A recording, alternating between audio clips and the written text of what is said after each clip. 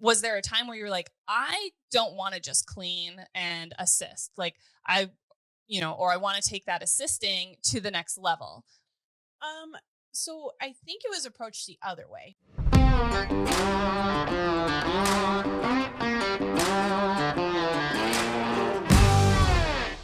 Hey guys, Kat here from Standing Stone, and welcome to our Standing Stone podcast. If this is your first time tuning in, thanks for listening. If you followed along with our podcasting journey in the past, you may know that we had our original podcast titled Yawa, which stands for You Ask, We Answer.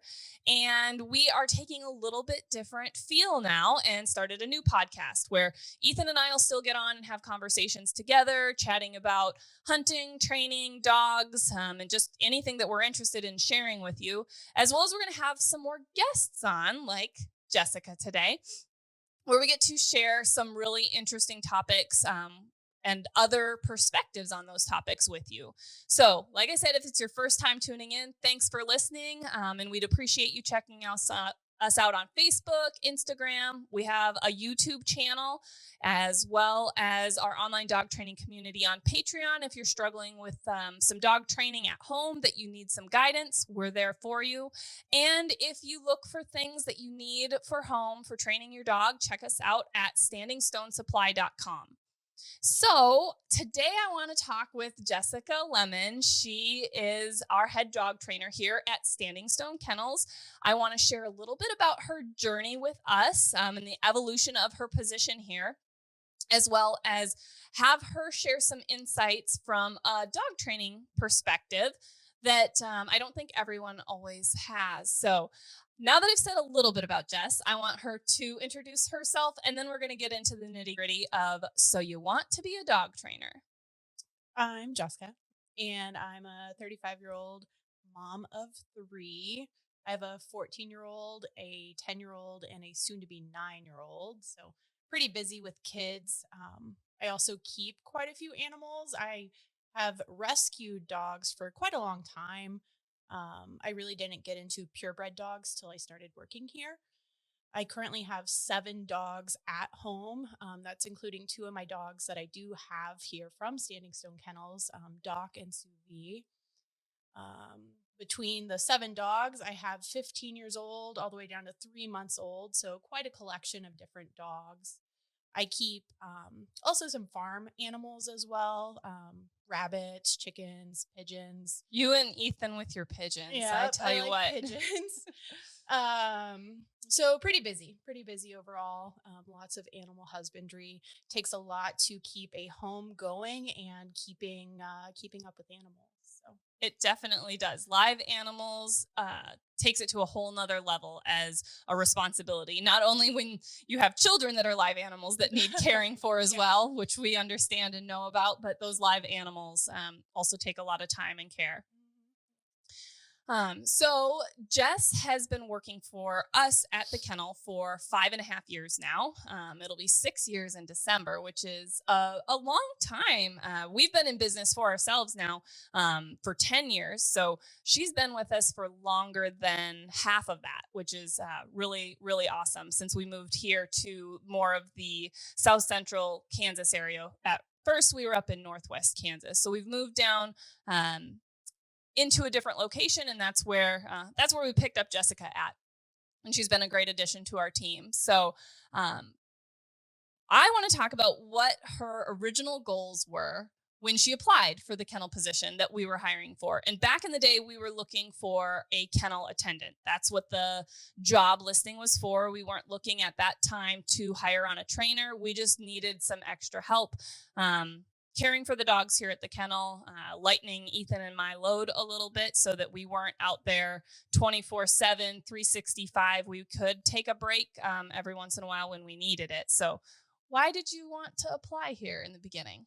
So initially it was for a change of pace. I had worked in a call center for going on almost 7 years as an account executive for debt collection. So I did pretty well with that.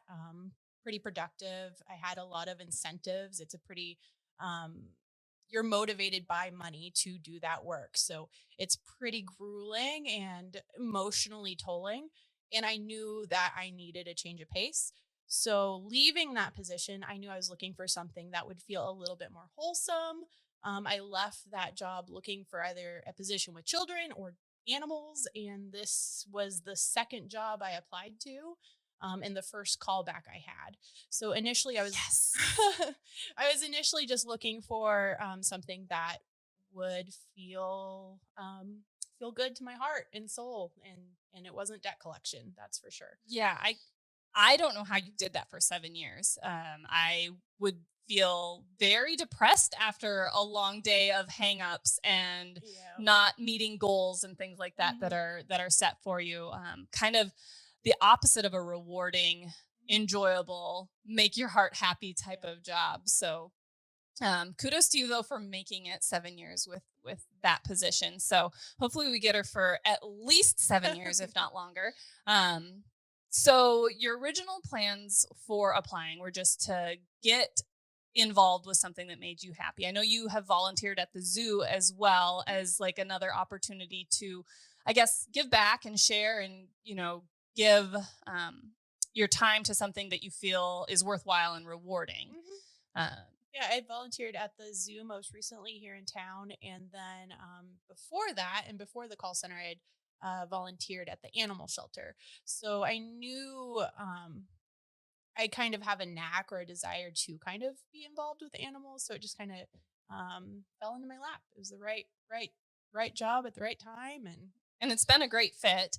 I know that your love for animals, I don't want to say gets you into trouble, but you definitely have rescued a couple of our kitties. yeah. Every time I think that having a cat around the kennel would be a great idea, it ends up not being such a good decision. And the kitties have all been safe so far. And it just ends up being too big of a distraction for the dogs when they're in training sessions. Or I start fearing for some of those kitties' lives. So I say, anybody looking for a kitty? And Jess has volunteered on a number of occasions to take on one of those cats. Um, I know Aiden, our son, would love if we could keep a kitty because when he goes to grandma's house, he loves seeing the kitties. But I just know with the number of dogs that are in and out of the kennel, not so much our personal dogs, but Yeah. the inning and outing of random dogs at the kennel. If I had a cat that was an outdoor kitty, which it would be being out in the country, it Uh-huh. would be at least outdoor and indoor, but definitely spending most of its time outside. And I don't want that experience, not only for myself to see a kitty, maybe Get not chomped. not chomped, yep, or the kids to see that happen. I mean, Yeah. it is part of life, but it's something that if we can avoid it here, we're going to. So, um, when and why did you decide that you wanted to do more here at the kennel? Because if you want, why don't you take a step back first and describe kind of what you were doing here at the kennel as your position in the beginning when we hired you on? So I lovingly referred to it as like dog babysitter and janitor mixed together. So it was a lot of upkeep of the facility and the equipment, making sure stuff's getting on chargers and going back where it belongs so that when the next shift you guys, because it was just you then, comes in to train, well everything's kind of staged and ready to go. It was also making sure the the facility was clean. Dogs really can be greasy and dirty, and a big part of the facility, kind of what makes things different here, I think, is how clean and attentive we are to that. Um, so so I'm kind of getting off track, but basically just taking care of the dogs. So it was a lot of in and out because our let out schedule really kind of dictates the day. So we need to make sure that dogs are going out quickly, being effective, going pottying, making sure everyone's getting medicated, fed, that sort of stuff. So Yeah, and I guess our facility, if you're listening in, is set up a lot differently than most training or boarding facilities in that the dogs don't have access to indoor outdoor time whenever they feel like it. They get let out on a schedule, on a routine where they get let out first thing in the morning to go out in a fenced area where the dogs get an opportunity to potty, get a drink, socialize a little bit, and then get back inside. And the next group of dogs go out. We have those dogs that get along well, grouped together so that we're letting probably, I don't know, typically 4 to 8 dogs out at a time together to go potty and then come back in and then the next group. So it is pretty labor intensive in the standpoint of those dogs need let out every 2 to 3 hours, I would say.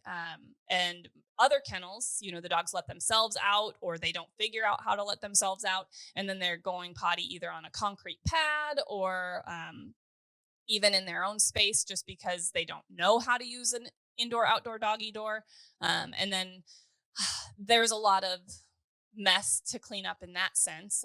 Not to say that accidents don't happen in the facility. I mean, Right. But we're not hosing out runs. We're not pressure washing daily. We're doing that once a week to make sure things are maintained and clean and disinfected. But the expectation is the dogs do hold it indoors, don't go potty in their space, because the majority, almost all of the dogs that come in for training are people's family dogs and pets that live in the house with them. So, you definitely started out caring, babysitting those dogs, making sure they're getting along scoop and poop. I mean, I still scoop poop to this day. I'm out letting a dog out, poop, scoop, because we do try and keep our kennel really clean. The health and the well-being of the dogs is our number one priority. And feeding those dogs and communicating with us if any of them were not feeling well, not eating, things like that.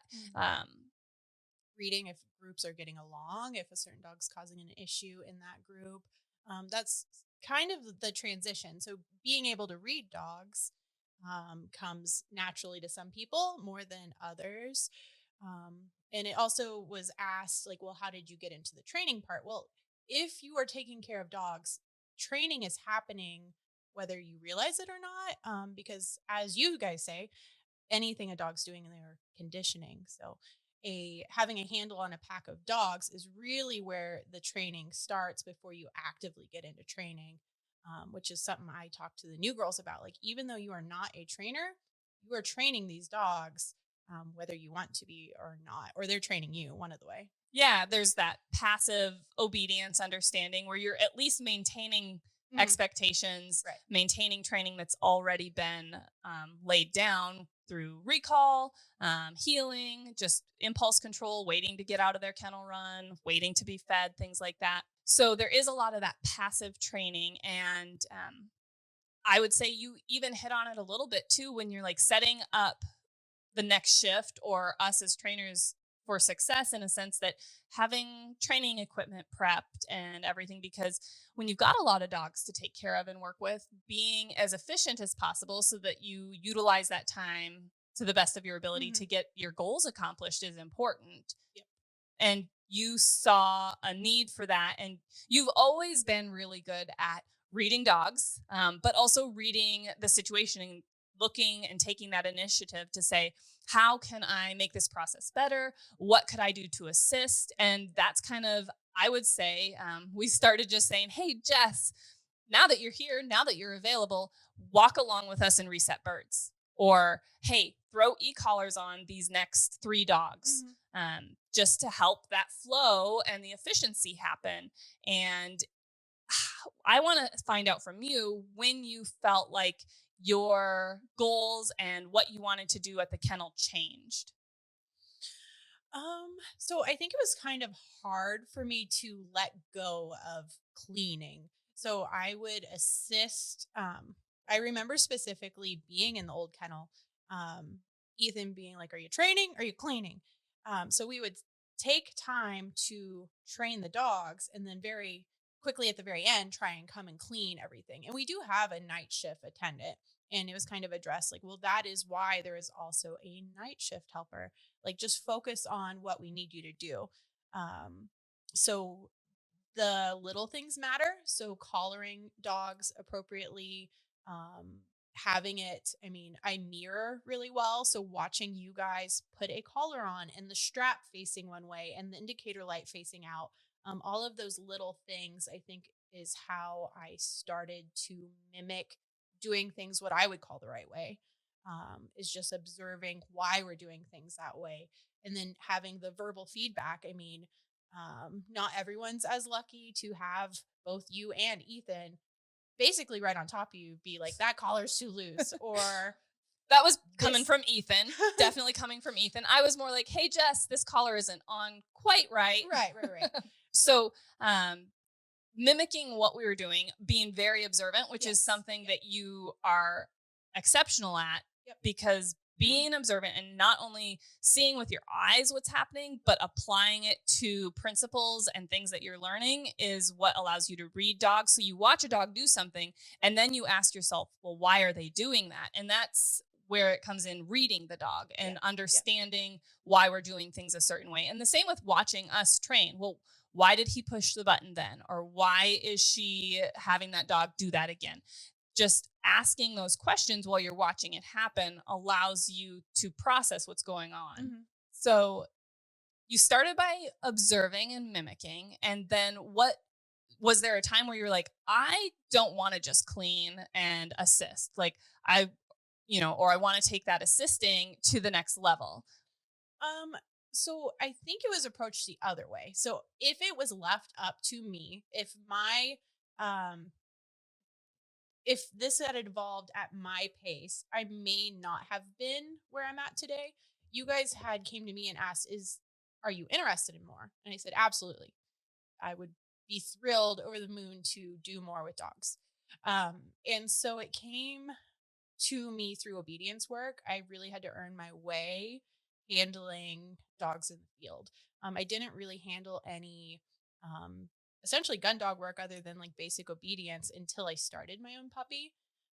Other than handling your guys's dogs, your personal like the dogs. finished dogs, Nicks, Vex, watching everybody train like that.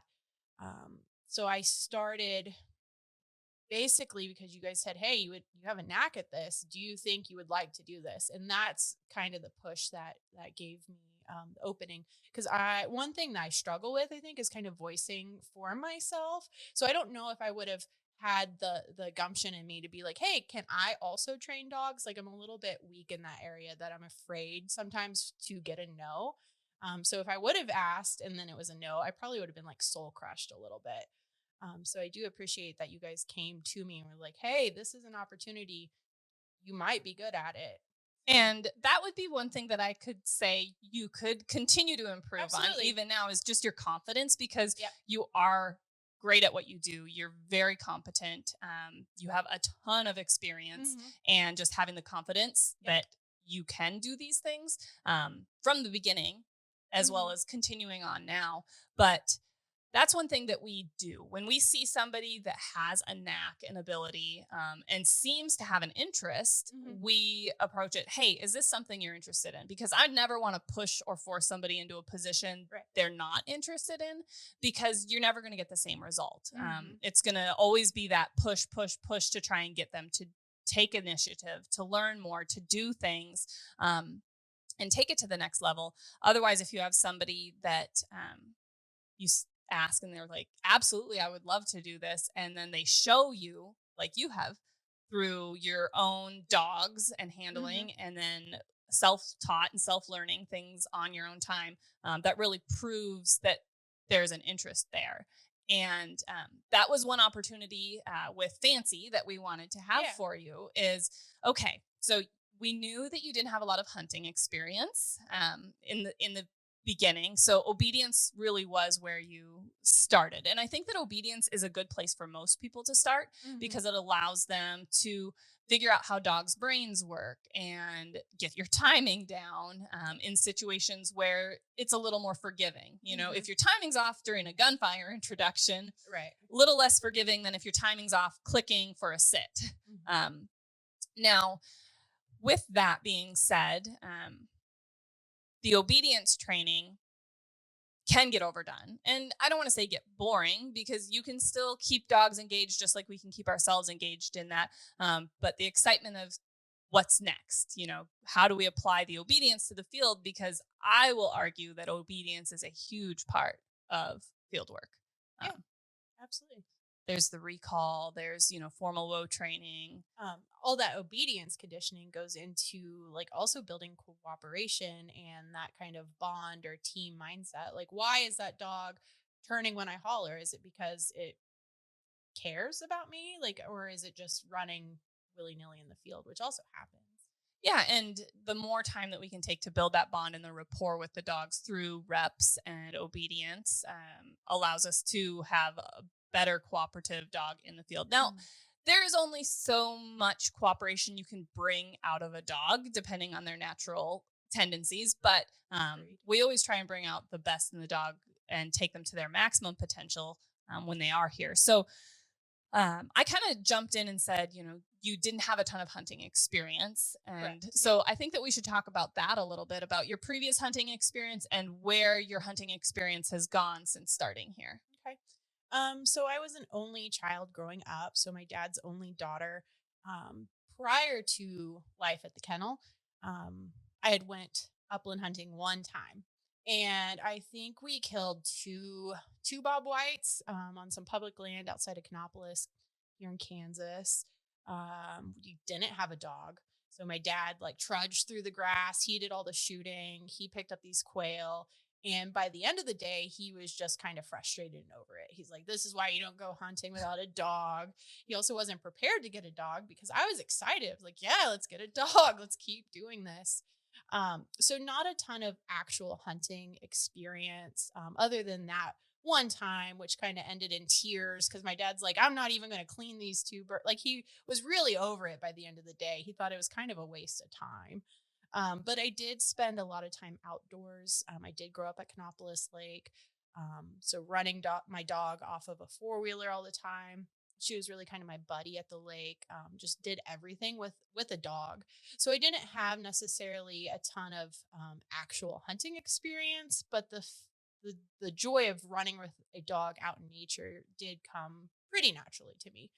So now it's just like, what are we doing out in nature? We have a little bit more of a goal or purpose, something that's a little bit more attainable. So having a dog that's bred for a sport that you can actually enjoy together has been really exciting. And that was why we got you into Fancy, which was a puppy from one of our litters. And it was an opportunity that we wanted Jess to have, from taking a puppy and raising it from puppyhood, 8 weeks old, and doing all of the steps through a year, approximately a year, a little over a year, I think Fancy was. My first time taking Fancy hunting, we went to the same field that my dad killed quail on. Oh, yeah, well, that's really cool. Yeah. Did you end up getting any birds? No birds. We found a dead turtle. Yay! And that's hunting for you. Yeah, but we didn't find any birds. But you went out and you tried. Yeah, we tried, and my dad came along. Oh, that's cool. Yeah, it was really fun. Now you just need to do it again with another dog, with your dad, and get birds. That's hunting. Keep trying. Yep, keep trying. But that was our goal for Fancy for you, was to allow you a dog that you could learn all the pieces, make a few mistakes, because we all make mistakes when we train dogs. Ethan and I have made mistakes, and it's a learning process. And the more experience and the more dogs you work with, the more experience you're going to get, as well as the bag of tricks that you can pull out when a dog throws a curveball at you. But, you need to start somewhere. And Fancy was kind of your carte blanche, figure this out. Obviously, we're here as a resource and to help you, but we want you to take the wheel and see where you can get with her, running her through her natural ability test. Hey, we've all been there. And then also taking her hunting and working with her and going through all those steps, from low training, trained retrieve, which is all the things that you have to figure out at some point. And if you're not putting your hands on the situation and trying, and you're just watching it happen all the time, you're never going to figure it out. Yeah, I definitely had it backwards than most people, because I started handling, master hunters and titled dogs. So then it was like, well, let's turn the tables and give you the experience of, now here's a blank slate. Let's develop this dog into something that can be productive in the field. So it was definitely an experience. And honestly, that similar experience is what Ethan had to begin with. He went and handled a string of dogs that were kind of trained and just maintain them at that point, and then start figuring it out. And he's obviously a very successful trainer, and you are also a very successful trainer. And understanding the end goal with these dogs, or the potential end goal, and how they handle, and what we're trying to accomplish through the training, I Mm-hmm. think is a good opportunity to have a roadmap and a direction for saying, well, why am I doing this with this puppy at this Yeah. point? Or why am I not playing with squeaky toys and tennis balls with this Mm-hmm. puppy? Well, we want a nice natural retrieve, if at all possible, without munching and rolling. It makes a trained retrieve process so much nicer if you don't have those bad habits. Yep. So, with Fancy, would you say that it was an eye-opening experience, what you expected? Tell us a little bit about that experience in more detail. So my first dog, Fancy, my first gun dog, um, I tried to do all of the things right. So I was very attentive to what steps in the process we were in. Are we making achievements? Are we meeting the quote unquote goal of where she should be in this roadmap I had in my brain? So arguably, looking back on Fancy now, I probably overtrained that specific dog. I did a lot of just overhandled, probably a little bit, like because I wanted her to do all the things correctly and um, really kind of show that I can do all of the things. And I wouldn't say overhandle like I ruined this dog or anything. But if she was the puppy I had now, I could read her personality a little bit different. It's like just because I know what the rules should be, well, sometimes you break the rules because that's what that puppy needs in that given moment. Um, so it was definitely something that I could look back on now and kind of be like, oh, well, maybe that was a mistake. In the moment, I thought Fancy was like the bee's knees. I thought she was super sweet, loving. She made stuff almost easy. Like I feel like we made normal transitions through almost everything. That I wasn't getting curveballs where maybe some other puppies would have been. One thing that I remember that maybe I set her up for a mistake was I used to let her ride my four-wheeler all the time. And so there was one opportunity we were doing like free runs with a pack of dogs, and it was me and Ethan, and I don't know how many dogs we had, personal dogs on the ground. And Fancy just kept trying to load up in the mule. And he's like, don't let your dog ride your four-wheeler anymore, Jessica. And so like now I know that that's something that can be done and it can come back to bite you in the butt. Cause really I want Fancy to get out and hunt, but she's like, hey mom, let me on the mule. I'm supposed to be, what's wrong here? And that you can look back and go, yeah, I probably conditioned that improperly is really insightful. It's the same thing that you can draw that same correlation with dogs and crate training. So when we have dogs that are puppies, they sleep in crates overnight, every night until they're not a puppy anymore. And then when they get the opportunity as an adult dog to hang out in the bedroom without being crated, they'll stay on their dog bed or I can invite them into bed, but they have no problem going back and forth because they understand the expectation. Same with our older dogs now. Vex, for example, he had never rode on the mule, the four-wheeler, whatever as a puppy. We didn't really have one back then. We did everything off foot. But now, as an adult dog, if I need him to load up on the mule so we can drive down to the other pond or do something with him that he has to ride on the mule first, he's happy to do that through obedience and place training. But it hasn't affected, like you said, his natural search because he's not been. And she had good search off foot, but it was like in that moment, she was like confused about what her expectation was. And that wasn't that she had done anything wrong. This was just like a conditioned thing. Like, woo, we get on the four-wheeler and ride with mom. It's like, well, not this time. So just little things. And that didn't affect her long term. She learned how to she get got out and hunt off the four-wheeler and do just free runs and ignored stuff. her. Yep, and make progress past that. And you said, you may have overhandled her. Well, I would argue you had a ton of experience with obedience training first. So that's what you went to when you were going to do all the obedience, working through things. And then reading personalities, like you said, she was a very sweet, easygoing, very cooperative dog. I mean, if you look at Gidget, her mama, super cooperative, wants to do everything for you to please you. And that very much was Fancy. And so overdoing or doing too much obedience and not enough like independence go. Yeah, I should have let her be a little bit of a wild child. Like she could have benefited from that instead of being like, oh, opportunity to do a recall rep into heel. Like, because that to me, that was what I knew how to train. That was something that was important to me because I like a polished retrieve. Well, let's start it when you're little, and maybe not. And had her a little more under your thumb. Mm-hmm.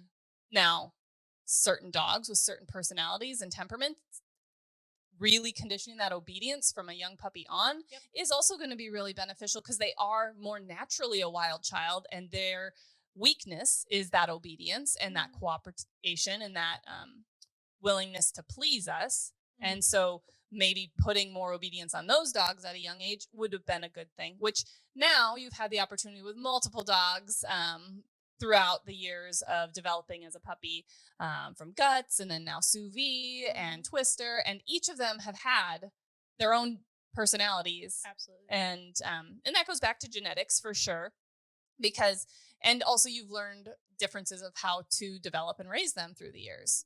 And even Doc, he's different than Sous Vide, and you've got two young dogs at the same time that it's easy to make those comparisons now, especially with all of the experience you have leading up to this point.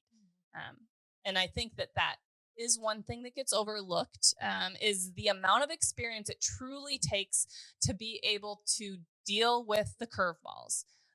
Because if you have one dog that you've raised from puppyhood on and it was Fancy, she was super easy, super cooperative. And you would think, heck yeah, I'm a bird dog trainer, right? Yeah. And then you get a dog like, I'm trying to think of another dog that we've had. Wildman Jax, for example. If you had him as your first dog, you'd probably be going, oh my goodness, where was I going with this? What am I doing? I'm so lost, because he was a much more powerful, driven dog. And having the experience to pull on to work with that level of dog is important. And people make the mistake of thinking that dogs are the same. Or they have one easy experience, so everything's going to be easy. They're just, now you're a bird dog trainer. And I also had the benefit of like working with litter mates. So it's like I got to live and raise Fancy, and then I also got a bunch of those dogs in at the same time and got to see how they were handling for you guys. And Mac, we had Mac at the time. And you guys raised Mac. So lots, you can see similarities, you can see differences. Like, well, what is conditioned behavior? What is just who a dog is? The genetics, So yeah. What would you say? You don't have to put a number on how many dogs you think it took before you felt more experienced and more comfortable, but what were certain things that you felt like you needed more experience on to feel confident, not having us to help bounce ideas off of on the regular? Like, I'm thinking woe training and trained retrieves are kind of those two places that you can see curveballs a little more, but in all aspects of training, you can see dogs that maybe aren't as food motivated, and well, now how do you train them and things like that? Well, I definitely had you guys, as a resource most, if not all of the time. It wasn't really, what's 8 and 3? Going to be 3. 3.5. 3.5. So a lot of stuff happened in front of you guys. So it was like, if stuff doesn't look right, you guys are really good, not necessarily just giving me the answer about, hey, try this. You're pretty good at leading with a question like, well, why are you doing that? What do you think is happening? So it just took a lot of problem solving on the fly and seeing stuff happen, not only with my own training sessions, but watching you guys handle curveballs. So I don't know if I hit a number, if a number of dogs gave me the confidence. It's just knowing that even, your mentors are still troubleshooting each dog that they work with. So I think that's just a big confidence boost, is that there isn't an endpoint, that we are always going to keep having to troubleshoot those dogs. I definitely remember like certain formal training stuff, like trained retrieves, certain dogs I remember really well. Like I remember Mac, the Arthur puppy's little feet would get real sweaty, and that would make I would get sweaty because it does take good timing and pressure and making sure that you are being appropriate with what you're teaching and you're not jumping steps. And that's a really good point that you just made about jumping steps and things like that. But that your feelings, your emotions transfer to the dog and the dog to you, like right through that toe hitch line or right through that lead. And we were both, because I was still green. I was still learning. And it's like, well, I have a dog who's displaying his, like most dogs don't get real sweaty feet, right? Like dogs sweat for their feet. But Mac, for whatever reason, left little, like you could see that he was like, oh, I'm working and I'm thinking, and not wanting to let him down. In same way, like he's like, dogs want to please most of the time. So. Oh, for sure. And you recognizing, okay, he's a little bit anxious or worked up, and now I'm a little anxious and worked up. And it's important to be intentional and honest with your training session. And if you recognize that, especially now, you recognize, hey, this session didn't go well. And we still have sessions where I'm like, we didn't make progress, years and years after starting training, you still have days where things don't go exactly right. Dogs have bad days. We all have off days. And you're like, today was an off day. Tomorrow's going to be better. And I'm not going to let one off day where I know these dogs are capable of doing this affect how I feel about myself as a trainer or about them as a dog. Or trusting the process. Like that's part of it. It's like, dang, I feel like maybe I'm not making the progress on the timeline. And part of that, like the timeline, will dogs learn stuff? Will dogs meet goals? Most of the time, yes, but it's also like we have timelines and goals, and sometimes trusting the process is important, because it's like, I don't feel like I'm getting anywhere. Ethan, come watch this. He's like, yeah, you're right on track. That's what it's supposed to look like. And I mean, even Ethan and I still will bounce each other's ideas, and I'll critique him and he'll critique me. And, even if I'm questioning what he's doing, in a sense, I'm like, what, does she truly have a full enough understanding for pushing her to be, doing this behavior? And me just questioning him allows him to say, yes, she does. And say, this is why, boom, boom, boom. And then I'm like, good. I'm good with that then.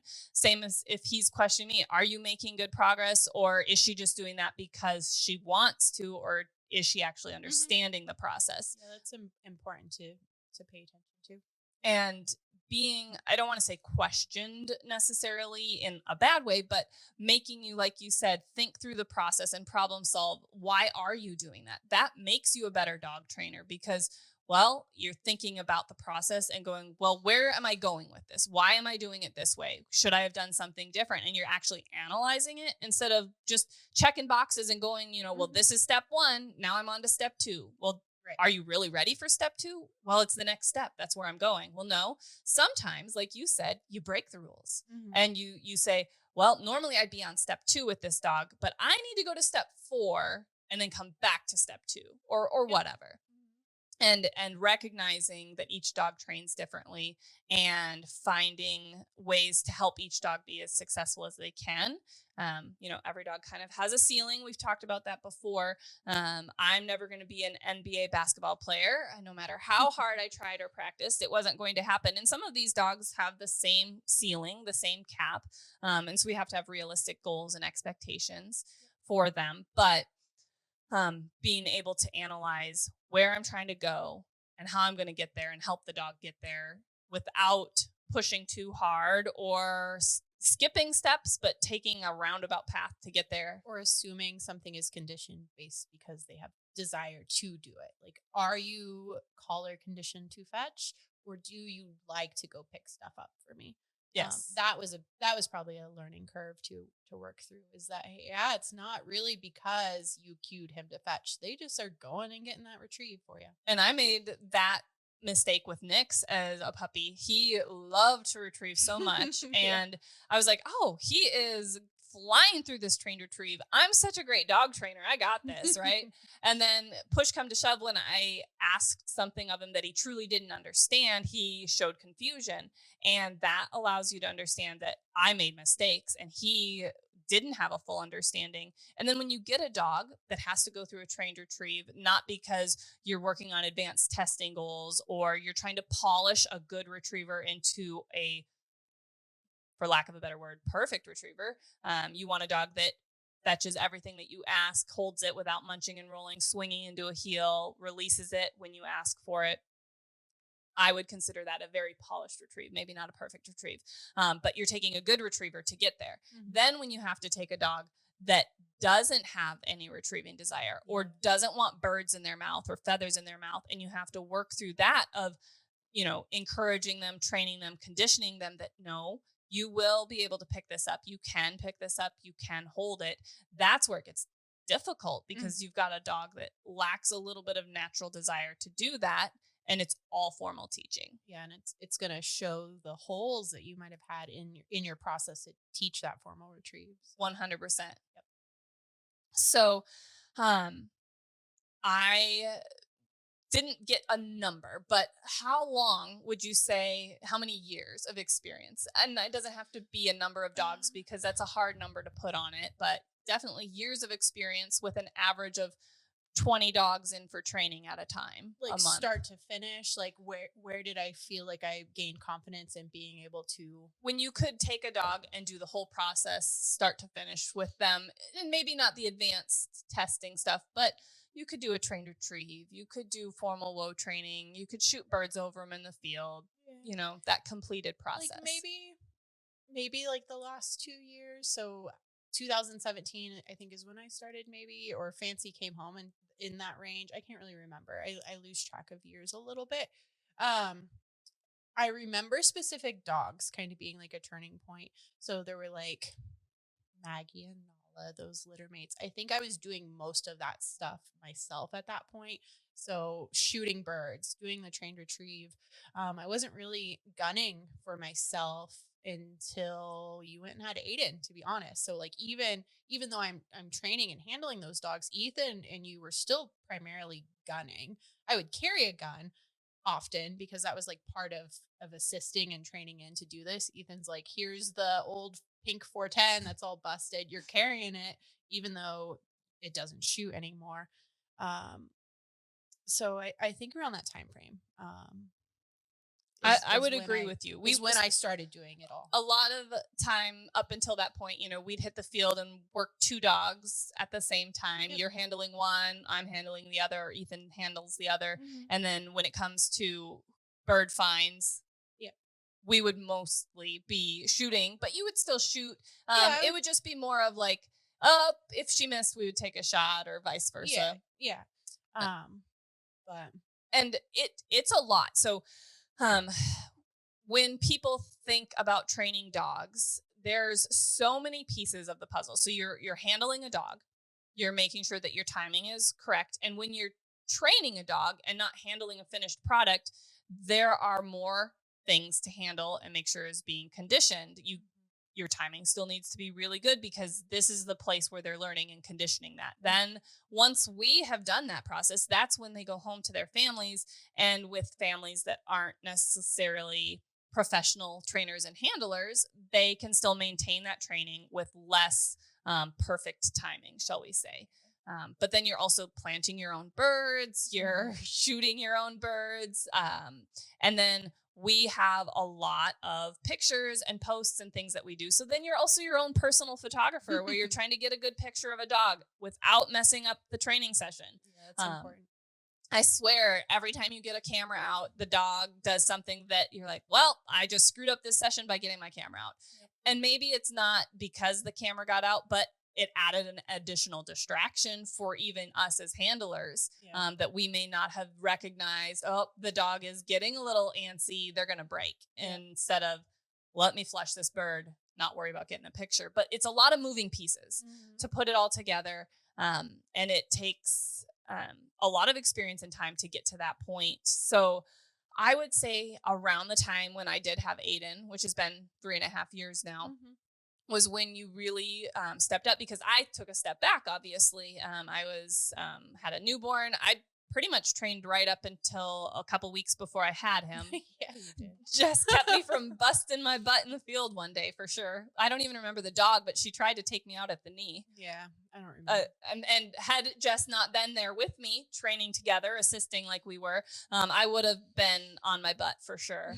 But I remember I would watch story posts. I would watch things to keep up with what was happening in the kennel while I was, taking care of a newborn, nursing him and things. And I was like, oh my gosh, Ethan, did you just see this video? Jess shot her own birds in the field for this dog. And it was really awesome. And he was like, holy cow, that was that step up that she took, that extra initiative. You had all the pieces. It was just, you may not have had the confidence, but at this point it was like, well, Jess, sink or swim. Yeah.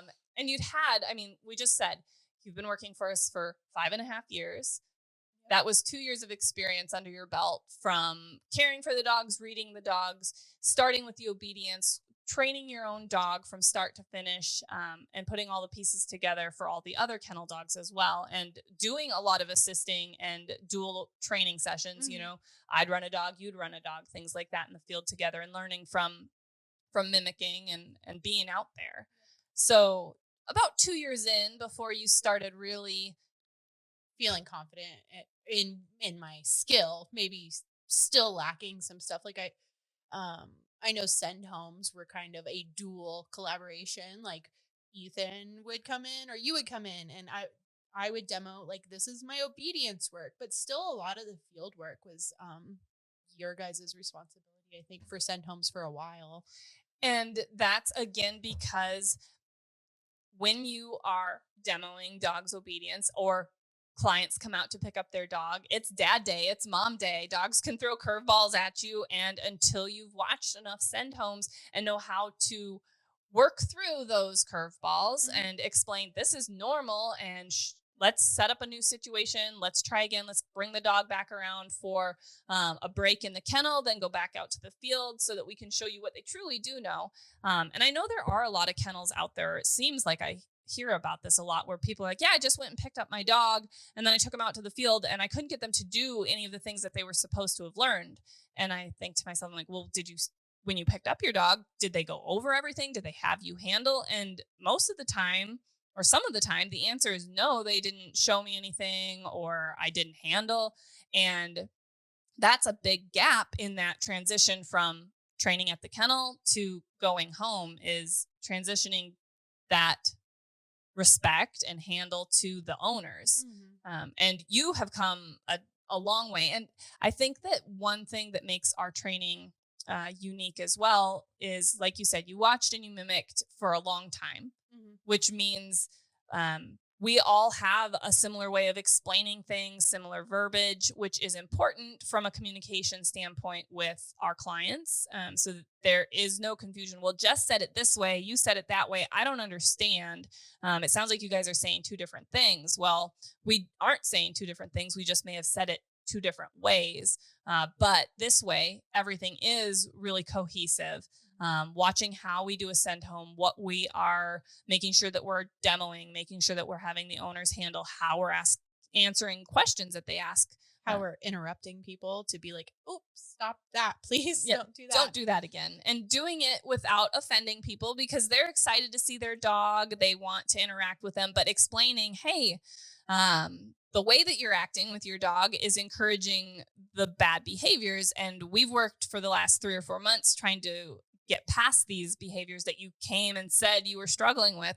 So let's not let them just, fall back into their old habits. So yes, your send homes are awesome. Actually, I have watched a few of them recently and gone, wow, Jess has a really great way of explaining things that takes how we've explained things even to the next level and makes people have a good understanding of why we're doing what we're doing and how we're handling.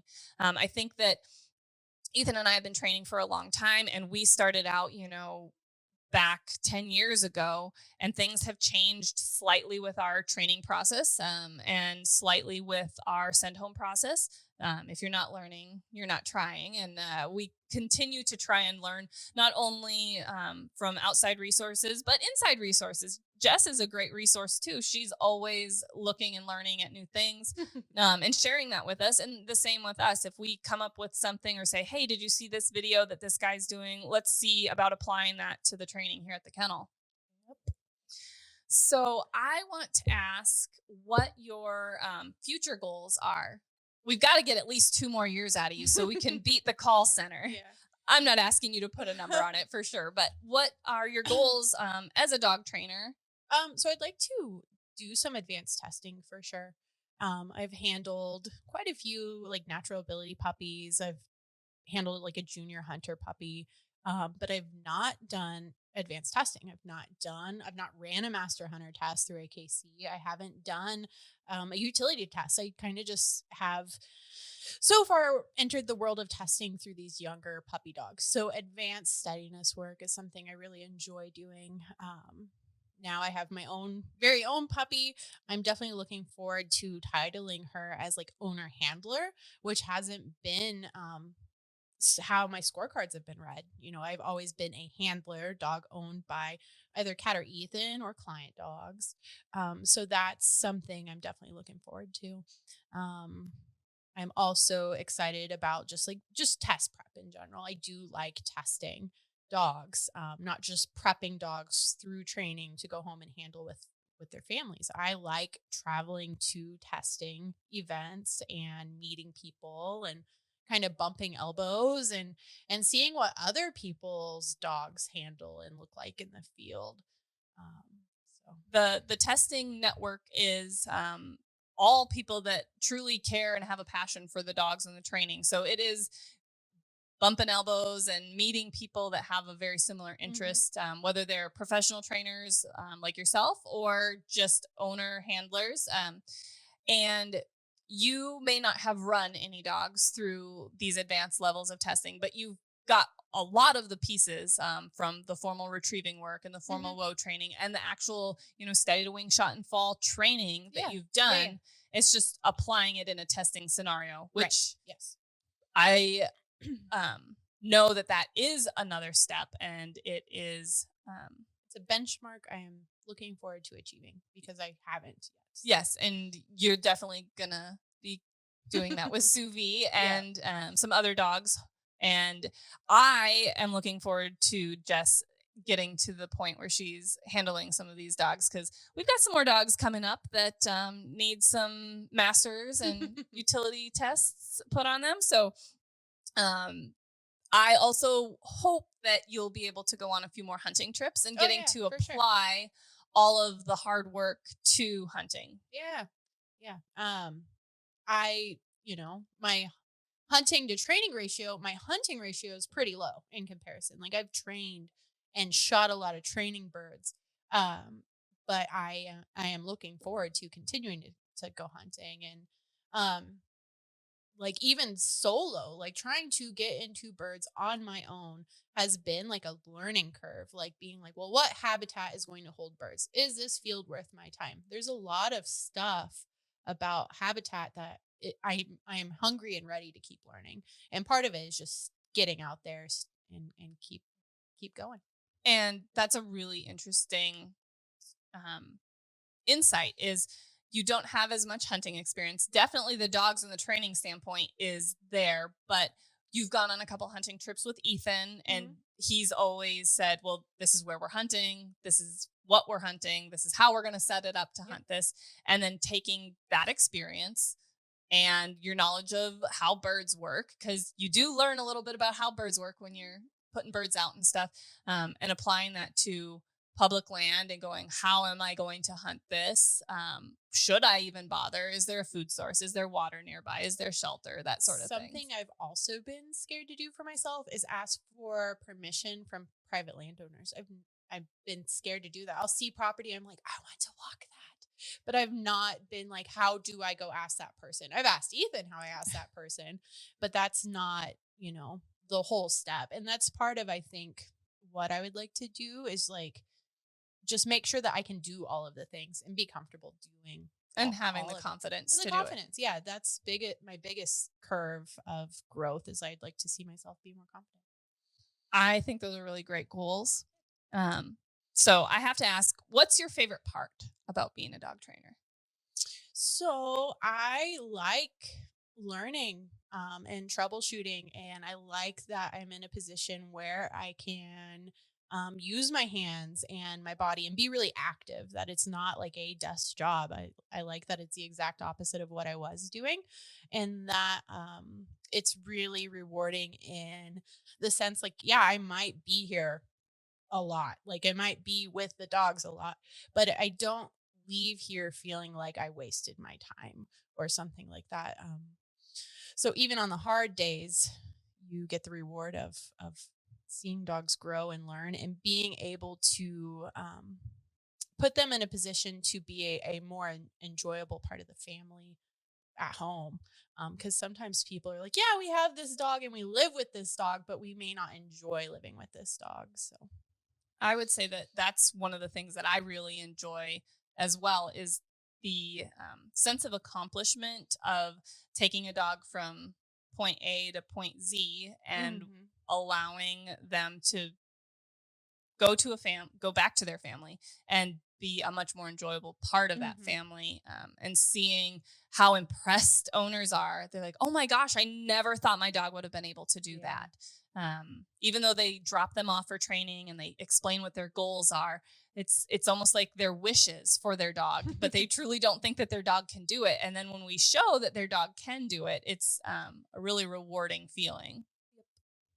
I also like what you said about you enjoy learning. And like we talked about before, you're always learning even at the point where Ethan's at, he's still learning. Where I'm Mhm. at, I'm still learning. And that growth allows you to be a better dog trainer because you're not set in your ways of, well, I know how I do it.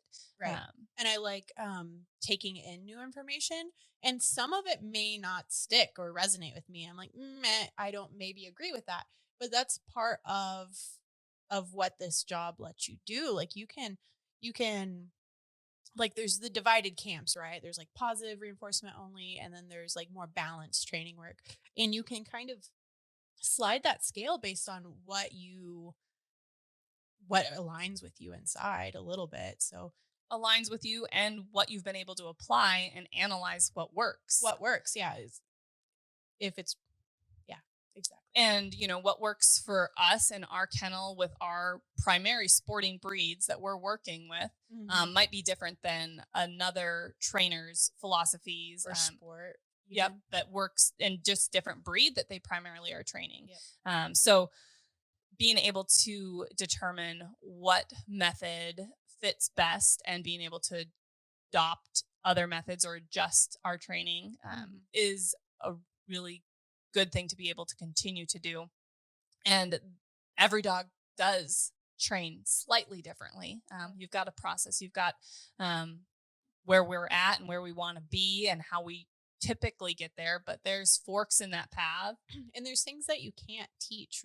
You have to develop or like hone and encourage. So I can't necessarily teach um motivation, but I can encourage it and I can harness it and I can keep like building that fire in a dog. But I can't necessarily force them to be excited to work. I can Yeah, you can't just force them to do the job possibly, but I can't make them excited to do it. right. You can be like, well, I'm gonna make you motivated by working you for 15 minutes every day. Yeah, yeah. Yeah, that's not No.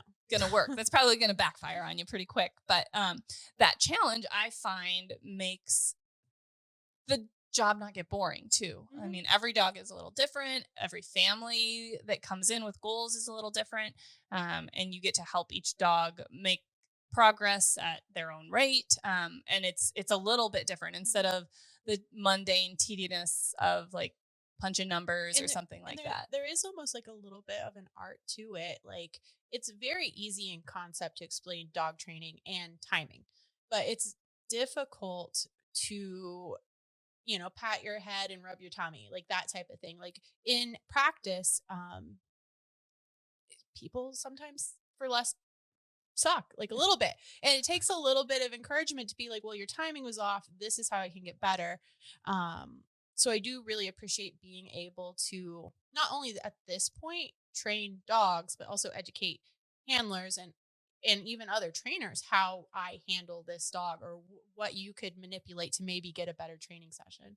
So I really like, I like the growth that I've seen there, that I may have not previously felt as comfortable to interrupt somebody, like, hey, what is that you're doing? And approach it how I've been taught. Like, why are you doing it like this? Well, let's talk about it and see if that is truly why we're doing it. Um, so I appreciate that part. Yeah, the overall education and learning standpoint, I think, has always driven you, Hmm. not only as a dog trainer, but from your animal husbandry Hmm. side of things, that you're interested in learning as much as you can about something, and then you're all in and saying, I'm going to Hmm. figure this out. And however that ends up being, whether Yeah. it's self-taught or, lots of Hmm. resources, diving right in. So we have our favorite part, but we also have to talk about what your least favorite part is of being a dog trainer. So it's almost the same thing. My least favorite part is transitioning handling to owners. I very much enjoy teaching people how to handle their dogs. My job would be much easier if it ended there. Like, oh, I taught the dog, and that is all that is required. It's not enough to just teach the dog. I also have to transition that handle to owners that maybe that it doesn't come as naturally to. Like, even the act of just holding a leash in your hand can become the most awkward thing for people. And a lot of it is nerves, and I can relate to that and be like, well, this is influencing your training. Let's relax a little bit. So trying to coach people through, not necessarily that their handling is wrong, just to relax in their body, and trust that their dog is going to do things right. Um, so that's kind of my least favorite part, is having to transition um, what I've taught dogs back to the family. I don't know if I would agree with you as a least favorite part, or maybe the hardest part, That's probably what I mean. Not that I don't enjoy it. It's just because you're dang good at it, that's Jess. the difficult part, is making sure that that is happening well. Right. Because that is arguably the second most important part of this process. The first part is training the dog. I Yeah. mean, you can't transition back to the owner an untrained dog and hope it goes well, but um, doing the training, Yeah. making sure it's solid with the dog, and then the second most important part is transitioning that home. Otherwise, And then I'd also just like glanced over my shoulder at notes that I had wrote, that something is simple as like getting greedy, asking for one more rep, when I should have been honest with myself. So sometimes my least favorite part of dog training is my own ego, is that I will ask for one more rep when really I should have ended, because that often leads to having to rehab maybe a session where you had built yourself up, you got a little bit greedy, you asked for one more rep, and then you're kind of behind again. So knowing when to call it quits is also something that takes honesty in what you're doing. it does. And I think that it goes against a lot of people's natural instinct of, well, the more you practice, the better it gets. So let's just do more. And I like working with my dog, so I want to make good progress. So more is better. Well, it's not. And to a lot of people, and we've found this through Patreon a lot, is people don't always think that a quality and productive training session can be 2 reps Hmm. or one really good rep, especially if it's something that has been a struggle. Yeah. And they go, well, that can't be a training session because it took 30 seconds. Hmm. Well, progress is gauged differently and measured differently. And I would argue that 1 or 2 solid reps on something a dog is struggling with that you've made progress is more beneficial than working for 15 minutes, not making good progress, or making some progress in that first, minute to 2 minutes of the training session, and then pushing for more, and then having a dog that you've backtracked even more than 1 or 2 sessions, because now the process has become unenjoyable Yeah. again. And it's hard for people to recognize that short of a session can be beneficial. Hmm. And that, well, you're not training my dog enough, I would think would be something that I have had to overcome. Hmm. You've had to overcome. Absolutely. Ethan for sure has had to overcome, is we're training dogs for people, and their expectation is their dog is getting worked, and it's getting worked every single day, this many minutes in a day, this many hours in a day. And that's a common question we get is, well, how much is my dog getting worked? What are they working on every day? And I always tell people, well, we are working on what your dog needs to work on, and every dog is different. So if your dog needs a 15-minute training session, that's what we're going to use. If your dog needs a 2-minute training session a couple times a day, that's what we're going to use. And the other thing is, like you mentioned in the beginning, of all of the passive obedience and passive training that we're doing all day long, especially the way our kennel's set up. We're asking for impulse control type of behaviors when we're leaving our kennel space, and when we're going in and outside, and when we're waiting for our meals.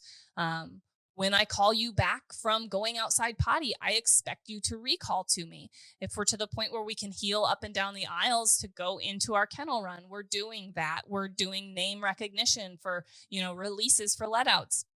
So there is a ton of passive training that's always going on. And that is super beneficial, because the more you're conditioning those behaviors in lots of different environments, the more solid those behaviors are going to be. And it's not just about having that 15-minute, 30-minute formal training session to make progress and to create the finished product, I guess. And you can I don't know what the graph would be called, but there's an actual bell curve to the more stressful a session is, or difficult it is, the shorter in duration it probably should be.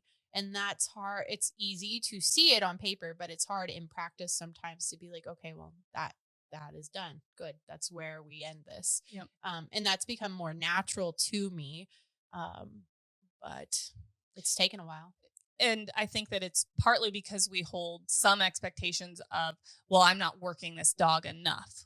Well, they are getting worked enough, and working them too much can give us backward progress. So, and I've seen some of my best sessions come off of a period of sitting a dog, and that's something that has been directly advocated by both of you guys, Ethan too.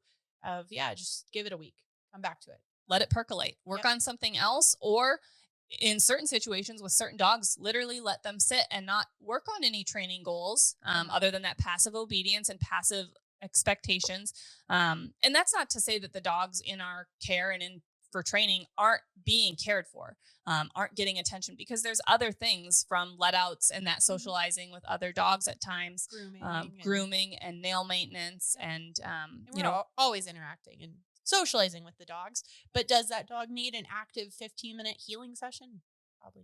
Probably not. And depending on the dog, sometimes definitely not. Yeah. So that's really good point and really good insight. I want to ask you probably the hardest question, because I know about your confidence levels, Jessica. Okay. But what are you most proud of as a dog trainer? So I think maybe being seen more as a peer more now. So I've helped out in a trained retrieve seminar. That was a pretty a big deal for me. Not only am I training and teaching these dogs, but now I'm kind of demoing what I know in front of people for their own benefit, for them to take some knowledge that I have and practice that I'm showing in front of them, and putting it in their own tool bag for ways to train their dog or their future dog or even client dogs. I just had a dog that I sent home for somebody who trains her own dogs and trains client dogs, but she doesn't do formal retrieving work. She was like, yeah, I'm just not very talented at it. So stuff like that. I have a dog back in Kiba. I got to run the same day as Kiba, and seeing owner handlers succeed with dogs that I've prepped for testing walk away, with a maximum score. That was pretty exciting. Because sometimes, I get the feedback, oh, the dog you worked with scored this, but I got to see that dog handle and see how excited his owner was. That was really exciting. I think those are really great things to be proud of. And I would agree with you. I know Ethan and I are incredibly proud of the trainer you've become and the ability to communicate what you know to other people, Mhm. whether that's clients or other assistant trainers here at the kennel and other obedience trainers, even other people that are the kennel attendants, and explaining to them what they're doing is conditioning behavior. So Mhm. condition the good, not the bad. Mhm. Um, Asking like, "Hey, you want to look at this session? What do you think of this?" Um, I've had that happen recently. Somebody was wanted to see, "What do you think of this heel?" "Oh, I think it looks pretty good. What's wrong with it?" "Well, the person I'm working with doesn't like it." I was like, "Well, I'll try this." Um, Charles. So we'll throw them out there. And the other side of it too is having that peerage, if you will, to sit down and have a conversation and talk about dog training and Mhm. talk about methodology and say, hey, how would you do this differently? Or I'm struggling with this dog, whether you say that to us, but I like your eyes on things too, because Mhm. you have different perspectives on dogs. And going and handling brace work with Ethan to prep for masters, that's going to gain you even more experience Mhm. towards your end goals of running dogs Yeah, through. and I've had the opportunity to see not only you guys prep dogs, but also people coming out for consults prepping dogs.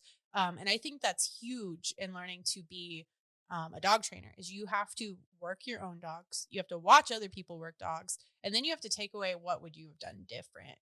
Kind of put yourself in the shoes of that handler and that dog. Like, what was the dog's perspective? Like, sometimes that is also important.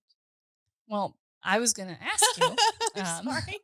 kind of a question about that, but you're right. And being able to watch other people train, whether that's on a YouTube video, in Mhm. person at a consult or at a training day or a training seminar, and saying, I like what they're doing. I want to apply that. Or looking at it and going, I don't know how that would work in my experience, and Yeah. recognizing, hey, I'm watching that and going, I think your timing's off, and I'm seeing the mistakes that it's causing and the problems that it's causing. So just being able to analyze and evaluate what's going on in different training sessions handled by different handlers, different trainers, Mhm. allows you to pick and pull and push pieces together that's going to continue to improve the way that you train. Even if that's watching somebody do it wrong, that also allows you to go, I'm not going to make those same mistakes. Yeah. And like part of what our setup is like here, like I train a dog to a certain, like we handle very much the same. Like even though every dog is different, um I have no doubt in my mind that you couldn't grab any of the dogs I've been working with and take them out in the field and handle them. But what that would do is it would also give me a window into maybe what that dog is lacking or what you would think that dog needs some work on, which is something that me and the assistant trainer Tessa, the it gives me feedback like, hey, have you been working on this? Well, this is my evaluation of what her heel session looked like with me. And having like that, the multiple points of reference on one dog, I think gives a unique perspective in dog training that not everyone has with their facilities or their setups. That I don't just have me in the building, I do get you guys and all the girls that work with us too. Yeah, it allows you to have a true full picture of what that dog is. Because, like we Hmm. talked about previously, we're building rapport with the dogs we're working with. Hmm. So, if Tessa does a lot of the obedience foundation work and has really good rapport with that dog, Hmm. and then you pull that dog out and expect it to heel to the field for its training, and it's not healing as well for you, maybe that's because there is that dog's willing to work for Tessa a little bit more because of the rapport she's built. And there are a few little holes or a few little conditioning things that need to be handled so that that transition to owners or transitioning to another handler goes more smoothly. In the context of like what drive is that dog in? Well, most of the time when Tessa's repping obedience, she's not working them out to the field to shoot birds. Like there's a lot of environmental cues that dogs pick up on, like, oh, Jess has a bird bag, she's got her gun. I heard the mule start. Like all of those really amp dogs up. So just being in a different state of mind produces a different dog. So yeah, that dog on the average may heal really well, but if you're heeling out to the field or if you're, off of training grounds and you're going into the farm store, that dog's drive might take over and it may not heal as well. Because of the additional distractions and excitement that's involved. But what you mentioned too about we could take any dog and work with it is also very true because of the similar handling that we have. All of us have the same style. And that's what, at the beginning, when you weren't doing send homes, you were doing a lot of the training. Then there was a transition period where we were handling the dog and then sending it home, just so that you were still growing in those areas to observe and watch. And it was easy. We could just take that dog and do those things with the dog because it was fully trained and it was handleable the same way we all handle. And that's the same thing now. I can grab a dog out of the kennel that is close to ready to go home and work through all of the things that it has been here to learn, and it's going to do them for us the same way. And there might be a little bit of like build that rapport. Yep, you can handle for me just like you're going to handle for your parents when they come and pick you up. And it does add an additional benefit, I guess, having multiple trainers, multiple handlers, because that dog is already in the mindset that anybody that asks me these behaviors, I can listen to. Yeah. That's something we talk about. Prepping dogs in the field for testing. Like, should I whoa this dog? Like, it's technically Ethan. Yeah, anyone can whoa you, buddy. Just stop and stand there. And then that makes the dog second guess. Well, if anybody could handle me, this judge on this horse that's watching me could handle me. I better be on my best behavior. Yeah. So any of those little benefits and perks that we can give ourselves in the hunt test field is beneficial. So my last thing that I wanted to ask you is any advice you have for someone who is interested in being a dog trainer? So I kind of jumped into that. Yep, that's a little early, but I want to hit back on it specifically. Watching yourself train. So you need to be aware that dogs read more often than what you're actually trying to convey. So if your shoulders are real hunchy all the time, like all of that reads to the dog. So if you can start to watch yourself train, ideally with video, you're going to start to see like, why am I doing that with my body? That's weird. And just like changing little stuff about like how you're presenting a treat. Like you can really nitpick yourself like in a healthy way about how you are handling a dog. I think another thing that is really important for new trainers, and this is like for everyone, is leash work, like being competent handling your dog on a leash or collaring your dog. You have to get your equipment on properly. Like if you're not collaring or leashing your dog appropriately, you're not going to be communicating with that dog appropriately and consistently. And that also goes back into your body language. So making sure that you are presenting the clearest picture to your dog possible. You have to make sure that you can break down not only your behavior, how you are handling stuff, but that's where you start. So you want to give the dog the benefit of the doubt. Like, well, every time I cast the dog to his bed, he gets on, gets off again. Well, it's not the dog's fault at that point. That is something that you need to step back and evaluate. What was my handling sequence? What have I conditioned here? So honesty is probably really something that new dog trainers need to learn. And that you're continually going to have to be on your own butt, essentially making sure that you're doing things that should be done, not just checking boxes and getting complacent. And kind of reach out, like see who resonates with you. So if you have a training program that works like Kat and Ethan, like I have stuck with your methods because they work and they make sense to me. If it didn't make sense to me, maybe I want to be doing this as long, but it's all been very natural and just works. Like that's why we follow the program, is it's trustworthy. Like you can see results because you follow the steps. And if you skip steps, you're going to see that at some point. If you skip the wrong steps, essentially. So yeah, we skip steps if needed for that individual dog. And if you're trying to just check all the boxes for the dog because that's the program, well, we got to do step 1, step 2, as you had said a little bit ago. You might put yourself in a corner because that dog technically needed something different. Something different. Yeah.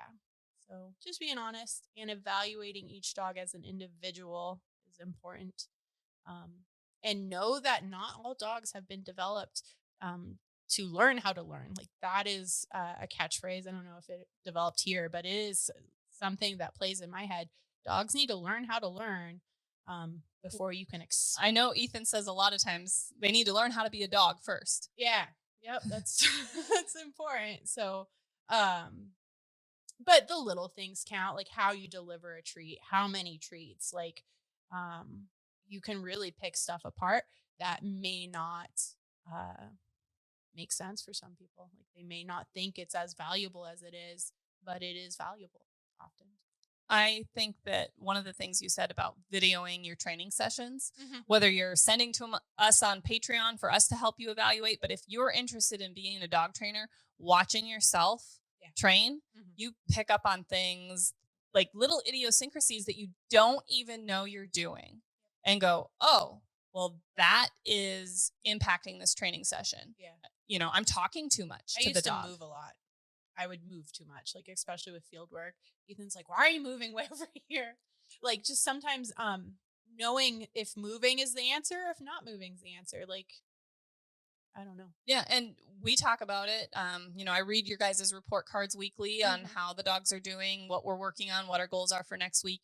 And, those babysitting steps, needing to get away from some of the extra footwork for a swing into a heel and making the progress. Now, you can't go from point A to point B without any of the baby steps in between typically. But eventually when and how you move away from that so that the dog can still do the behavior without all those extra little steps in there that truly aren't necessary. And if you're watching yourself train and seeing a video of it, you're going to say, oh, I need to stop doing that.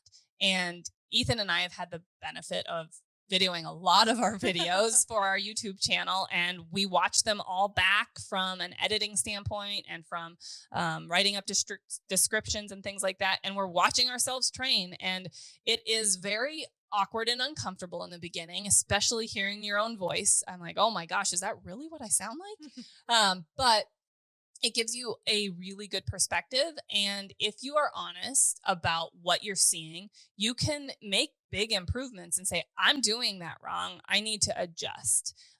Or I wasn't being very intentional in that training session. I was just checking boxes, going through the motions, but I didn't have an end goal in mind of this is where I'm trying to get in this training session. Now, like Jess said, even though this may be where you're trying to get and you've laid out a plan for this training session, if that training session doesn't go exactly as it should, you may not get to the end of where you thought you would because you were too greedy.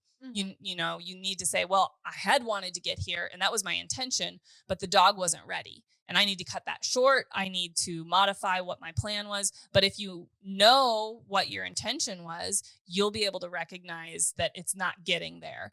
Or you can be honest with yourself and say, that's not working the way I thought it would. I need to end on a good note, be successful with this rep and then call it quits and reevaluate, watch this video back and see what I need to do for my next session. So I think that's great advice. And know that when the bad days happen, you're going to be like, I know nothing.